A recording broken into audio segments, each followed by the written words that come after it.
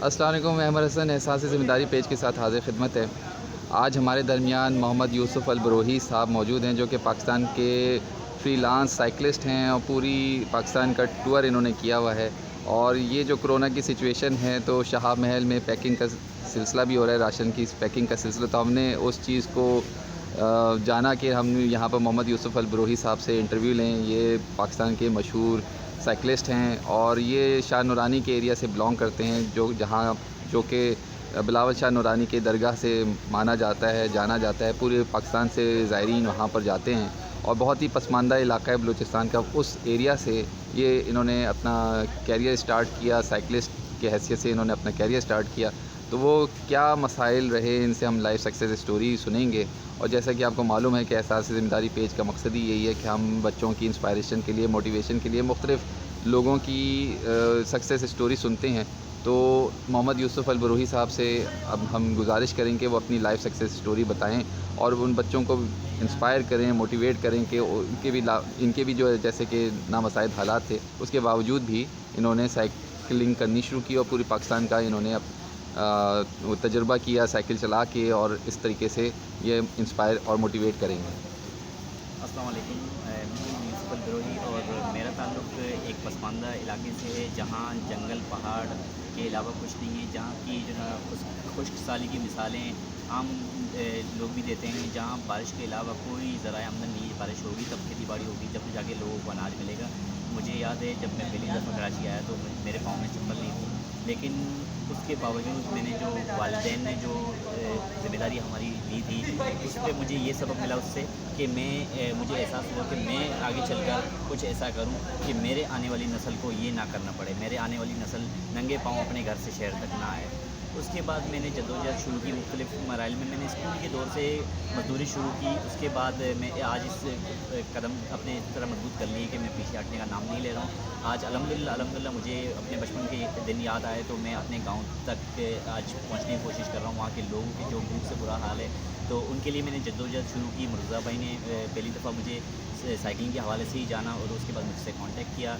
तो उसके बाद अब जाके इनसे मिला हूँ, तो मेरी तकरीबन 12 साल जद्दोजहद के बाद अब मैं इस पोजीशन पर हूँ कि मैं किसी से मिलके अच्छी तरह बात कर सकता हूँ। ये तालीम जो दी है मेरे वालिद साहब ने दी अल्हम्दुलिल्लाह, और मेरे वालिद साहब के पास सिर्फ तालीम कुरानी थी, और उसके अलावा उन्होंने जो है ना जद्दोजहद की, मज़दूरी, मेहनत की और हमें जो है ना इस काबिल बनाया कि कल को अपने आने वाली नस्ल के लिए हम कुछ कर सकें, हम किसी के सामने बैठ के बात कर सकें, आँख से आँख मिला सकें। और मैं सबको यही कहूँगा कि आपके अंदर लगन है, जोश है, आपने जो टारगेट बनाया हुआ अचीव करना है, उसको अचीव कर सकते हैं आप। ये नहीं कि आप नहीं कर सकते, आप कुछ भी हैं, आप बहुत सौ से अच्छे हैं। कुछ लोग हैं जिनको ये चीज़ें नहीं मिलती, तालीम नहीं मिलती, अच्छा माहौल नहीं मिलता, लेकिन आप लोगों के पास कराची के अंदर रह के ये सब कुछ है। आप फ़ी किलोमीटर के स्कूल भी मौजूद हैं, वहाँ अब हज़ारों मील के बाद भी स्कूल कोई नहीं है। अब जहाँ से मेरा ताल्लुक़ है वहाँ स्कूल, मस्जिद, मदरसा का कोई निज़ाम नहीं है। लोगों की ज़िंदगी इस तरह है कि जब बारिश होगी तब जाके कुछ इनकी दिहाड़ी बनेगी। और जहाँ ज़ायरीन का ताल्लुक़ है, शाह नूरानी की दरगाह जो है, दरबार वहाँ पे है, तो ज़ायरीन का ये है कि साल में सिर्फ़ 2 चक्कर आते हैं, जहाँ वहाँ के जो आबाद लोग हैं, उनका ज़रिया माश सिर्फ़ होटलों पे और चाय के ढाबों पे चलता है, और वो सिर्फ़ 6 महीने के अंदर होता है, जहाँ से उनकी ज़राए आमदन बहुत मुश्किल हो जाती है। 6 महीने के अंदर कमाते हैं, जब जाके साल पूरा बैठ के खाते हैं। और इस तरह जो फिर भी वो इस हालात से लड़ रहे हैं, अपने बच्चों का पेट पाल रहे हैं। तो मैं यही मैसेज दूँगा कि बच्चों में ये अवेयरनेस जगानी होगी, इस तरह की गाँव देहात का माहौल उनको जो ना बताना होगा कि किस तरह स्ट्रगल कर रहे हैं लोग अपनी मदद आपके तहत, किस तरह शहर के अंदर आ रहे हैं, और अपनी तालीम से अगर 4 अल्फाज पढ़ भी लिया तो उसको आगे लोगों तक पहुंचा रहे हैं, अपने मैसेज को लोगों को इस तरह बता रहे हैं, मोटिवेट कर रहे हैं कि आपने कुछ करना है तो आपने बढ़ना होगा, एक स्टेप उठाना होगा, उसके बाद आपके पास 4 लोग और आपके साथ जो है ना कंधे से कंधा मिलाएंगे। इंशाल्लाह ताला इसी तरह कौम बनेगी। और हम यही कोशिश करेंगे कि इस मैसेज को लोगों तक फैलाएँ कि किस तरह आप अपने अंदर जो ना एहसास जगा सकते हैं कि मैं अगर नहीं बन सका तो मेरे बाद आने वाली जनरेशन का जो हाल है वो मेरे जैसा ना हो, वो नंगे पाँव ना आए, अपने घर से ना निकले। तो यही होगी कि हम गवर्नमेंट से क्या अपील करेंगे, मुझे कुछ समझ नहीं आ रहा, क्योंकि अपील कर कर के हमारी कौम जो है ना 70 साल हो गए, कोई सुनवाई कहीं नहीं हुई। तो इससे ये है कि हम अगर उठ सकते हैं, एक बच्चा हल चला के उसका बाप उसे बड़ा करता है, उसके बाद वो शहर में आता है और शहर में आके अपने बचपन के दिनों को याद करता है, तो वो गवर्नमेंट से कभी अपील नहीं करेगा, वो खुद चलेगा, खुद अपने पाँव पे खड़ा होना सीखेगा, उसके बाद जद्दोजहद जारी रखेगा, उसके बाद वो खुद अपना जो है एक फल लगा सकता है और उससे मेवे भी खा सकता है, खुद कर सकता है कुछ। ऐसा नहीं है कि सिर्फ हम आसरे पे रहें, हमें जो है गवर्नमेंट पाकिस्तान ने कुछ देना है, हमें किसी और ने बाहर से फंडिंग करनी है, नहीं, हमें खुद कुछ करना होगा। हमें अपने साथ 4 बंदे और खड़े करने होंगे, मोटिवेट करना होगा लोगों को कि हम किस तरह अपने आप को बना सकते हैं, अपने घर बना सकते हैं, अपने माहौल को बना सकते हैं। यूसुफ भाई ये बताइएगा कि आप ने जो है साइकिलिंग का कैसे पेशा इख्तियार किया, या स्पोर्ट्स साइकिलिंग को कैसे आपने पसंद किया कि यार ये एक फ़ील्ड ऐसी है जिसमें मैं ये कर सकता हूँ, इसमें मैं एक्सेल कर सकता हूँ, आगे बढ़ सकता हूँ, और मुझे पूरी पाकिस्तान का जो है वो साइकिलिंग के तहत ना देखना चाहिए और लोगों को दिखाना चाहिए। ये कैसे आपके जहन में आया और इसमें क्या मुश्किलात रहीं और फिर कैसे आपने उसको कामयाबी से ख़त्म किया और ना उसमें आगे बढ़े?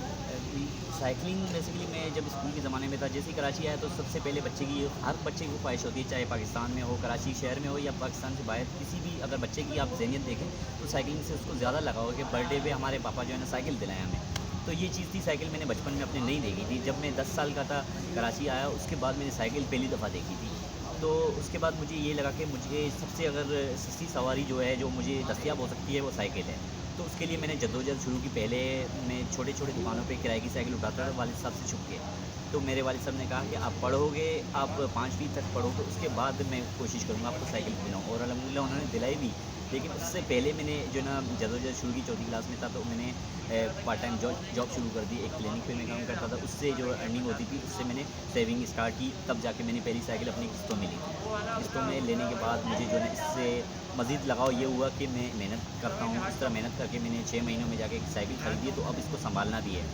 लेकिन उसके बाद सोशल मीडिया का दौर आया, लोगों को मैंने देखना शुरू किया कि साइकिल से क्या-क्या कर सकते हैं। कुछ लोग करतब दिखाते हैं इस पे, कुछ लोग कुछ करते हैं। तो मुझे वहाँ पे पहली दफ़ा मैंने देखा था कि लोग टूर भी करते हैं, वर्ल्ड टूर्स पे करते हैं। तो उसके बाद मुझे ये ज़हन में आया कि सबसे सस्ती सवारी है, आपकी जेब में पर्स भी ना हो, आप कहीं भी घूम सकते हैं।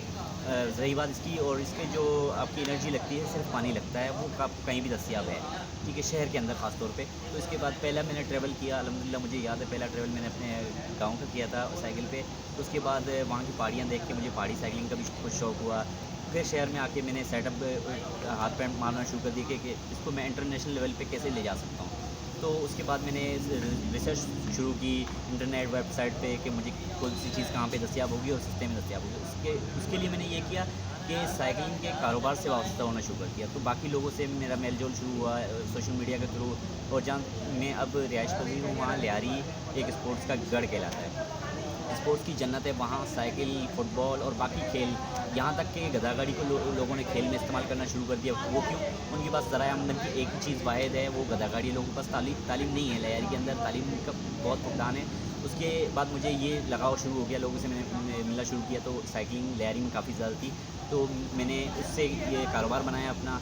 साइकिल की चीज़ें, एक्सेसरीज़ मैं ढूँढ के सेल करता, उससे मैं जो अर्निंग होती थी उससे मेरे साइकिल के जो सामान आते थे वो परचेज़ करके मैं अपना शौक़ पूरा करता रहा, और अल्हम्दुलिल्लाह अब तक मैं यही कर रहा हूँ। एक्सेसरीज़ ख़रीद के लोगों से, मुख्तलिफ़ जगहों से, तो उनको मैं सेल करके अपनी साइकिलिंग पे लगाता हूँ। अच्छा, अब ये मुझे बताइएगा कि इस साइकिलिंग के पेशे से आप पूरे पाकिस्तान का टूर कर चुके हैं, और कैसा आपके तजुर्बात रहे हैं, और क्या आप नई जनरेशन के बच्चों को, इसलिए कि ये जो आप बता रहे हैं कि साइकिलिंग का जिसमें आप ना पूरी पाकिस्तान का टूर करते हैं, तो ये बाहर के मुल्कों में हम सुनते हैं, पाकिस्तान में इस तरह का पेशा या इस तरह का प्रोफेशन या इस तरह के स्पोर्ट्स हमने कभी नहीं सुना। आप पहले आदमी हैं जिनसे ये सुनने को मिल रहा है कि ना ये इस तरह का प्रोफेशन के पाकिस्तान में भी हो सकता है और हो रहा है, तो ये इसके मुतालिक ज़रा बताइएगा। अल्हम्दुलिल्लाह पाकिस्तान में मैंने जब स्टार्ट किया तो हालात कुछ ऐसे थे। मैं ज़ाहिर सी बात है, मैं अगर मिडिल क्लास से था तो मुश्किल था मेरे लिए कि मैं एक ही दफ़ा में कर लूँ। तो मैंने इसको मुख्तलिफ़ मराइल में करना शुरू किया। अगर मेरे कराची से बाहर या सिंध से बाहर मेरे अगर कोई अज़ीज़ रहते हैं, तो वहाँ मैंने बहाना ढूँढना शुरू कर दिया। पहली बात कि वहाँ उनके कोई शादी आ रही है, कोई खुशी आ रही है, तो मैंने वहाँ तक ट्रैवल करना शुरू कर दिया। पहले किसी शादी आ रही थी तो मैंने वहाँ जाना है तो साइकिल पे जाना है, कोई दूसरी गाड़ी मैंने इस्तेमाल नहीं करनी है, कोई पब्लिक ट्रांसपोर्ट इस्तेमाल नहीं करनी है। तो इससे मेरा ये माइंड बनना शुरू हुआ कि मैं 50 किलोमीटर कर सकता हूँ, फिर उसके बाद मैं 100 किलोमीटर कर सकता हूँ। इस तरह करते करते अल्हम्दुलिल्लाह मैंने ईरान बॉर्डर तक, गवादर तक का सफ़र किया है साइकिल पे। और उसके बाद मैंने 7 और ठट्टा, शाह-ए-हकीक, अंदरूनी सिंध के तकरीबन इलाके जो हैं वो मैंने इसी बहाने के तौर पे किए कि मेरे किसी रिश्तेदार की शादी है तो मुझे वहाँ जाना है। उसके लिए मुझे बॉस से, जहाँ मैं अभी काम करता हूँ, तो परमिशन लेनी पड़ती है कि मेरे फलाँ अज़ीज़ की शादी है, कोई तकरीब है, मुझे वहाँ जाना है। ये नहीं कि मैं सिर्फ़ साइकिलिंग करने जा रहा हूँ। और अपनी ज़िंदगी में, क्योंकि आप दिहाड़ीदार हैं तो आप छुट्टी करना बहुत मुश्किल हो जाता है, और इसके लिए ये बेसिकली आपके ये है कि आपके पास बहाना होना चाहिए। किसी अज़ीज़ की जो ना कोई खुशी हो, कुछ इस तरह का हो, वो आपको छुट्टी मिल सकती हो। तो ये करके मैंने अपनी पूरी ज़िंदगी की है, और अल्हम्दुलिल्लाह अब से आगे भी जारी रखूँगा। अच्छा, अब मुझे ये बताइएगा कि आपका क्या टारगेट क्या है? आप क्या पाकिस्तान के पहले साइक्लिस्ट बनना चाहते हैं कि जो कि तकरीबन है ना पाकिस्तान और पाकिस्तान से आगे के जो सेंट्रल एशिया के ममालिक हैं उस तरफ जाए और पूरी दुनिया में अपनी साइकिल के थ्रू ट्रैवल करे, या आपके क्या टारगेट्स क्या हैं आपके? सबसे पहले मैं क्रेडिट खुद को नहीं दूँगा।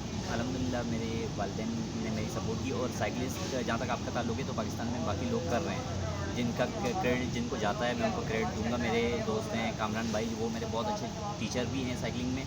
वो अब अमरीकी ममालिक में साइकिलिंग कर चुके हैं, जो 4 साल के अरसे के अंदर। 4 साल के अंदर उन्होंने पूरा अमेरिका घूम लिया साइकिल पे, और उनसे मैं बहुत ही मुतासिर हूँ। कामरान भाई हमारे हैं पंजाब से, लिया से हैं। वो अब अपना टूर मुकम्मल करके वापस आ चुके हैं।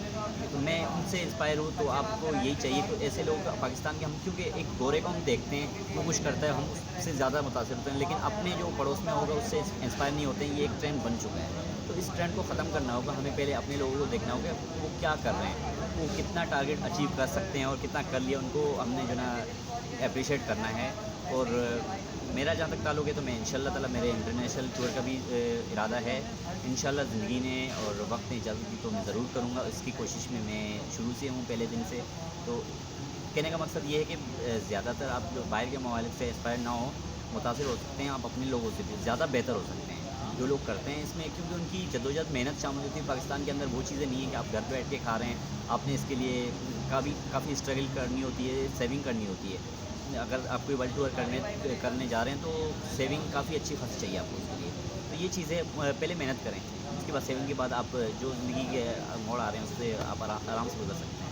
अब मुझे ये बताइएगा कि बच्चों को क्या आप मशवरा देंगे, इसलिए कि आप उस एरिया से बिलोंग करते हैं जहाँ पर मुश्किल हालात थे, और आपने माशाल्लाह से इस काबिल आप बने हैं कि उनके लिए एक रोल मॉडल के तौर पे, और पाकिस्तान के दूसरे इलाकों के लोगों के लिए भी रोल मॉडल के तौर पे पहचाने जाते हैं। तो उनको क्या मशवरा देंगे और क्या आप सजेस्ट करेंगे कि बच्चों को मेरा यही पैगाम है, अब अगर आपके वालिदैन के हालात कुछ इस तरह हैं, वो अफोर्ड नहीं कर सकते, आपकी कोई चीज़ ख्वाहिश पूरी नहीं कर सकते, तो आप उसको अपने दिल में रखें। आप दिल में इस तरह रखें कि हमें बड़ा होके वो चीज़ तक, उस चीज़ तक हमें पहुंचना है, वो हम खुद ले सकें, अपना शौक़ पूरा कर सकें। तो आपको वालिदैन को तंग करने के बजाय आपको पढ़ाई पर ध्यान देना चाहिए। आपकी जो ज़िंदगी चल रही है उसको फोकस करना चाहिए कि हमें आया उस दिन तक कैसे पहुँचना है। उस दिन तक पहुँचने के लिए आपका सबसे पहला जो दरवाज़ा है वो आपकी तालीम है।